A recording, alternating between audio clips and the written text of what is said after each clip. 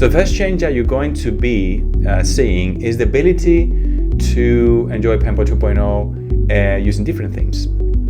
So we have a light theme and a dark theme now, and you can activate it different ways. So here I'm going through this menu. This is just one of the options you have, and you can just switch here to light theme, and you can use a keyboard shortcut like Alt-M here. You can do that and toggle, but of course you can go to settings, and here under UI theme you have the two options that we have right now.